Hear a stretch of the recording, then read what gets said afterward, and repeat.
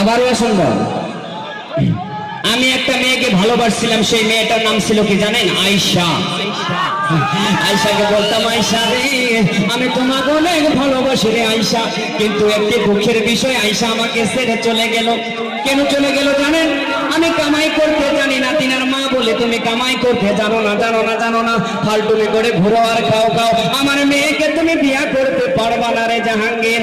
আমি বলছি, আয়েশা রে তুমি কোন জায়গায় যাও, যাও যাও, আমি একদিন হলো তোমার কথা ভাববো।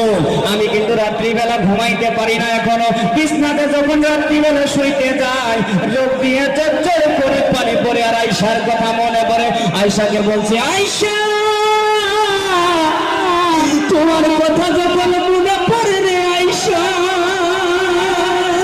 আমি রাত্রিবেলা ঘুমাইতে পারি না, পারি না, রাত্রিবেলা ঘুমাইতে পারি না, চোখ দিয়া পানি পড়ে পড়ে বালিশ ভেজে যায়। ও আয়েশা তুমি যদি আমার ডাক শোনো, তোমার কাছে একবার হলো দেখা করতে যাব। আয়েশা আমার কথা যদি তুমি শুনতেছো, যারা যারা ভিডিও করতেছে দাদা, তারা যদি আয়েশার কাছে এই ওয়াজটা পাঠিয়ে দাও, আয়েশা কিন্তু এই ওয়াজটা দেখতে পারবে।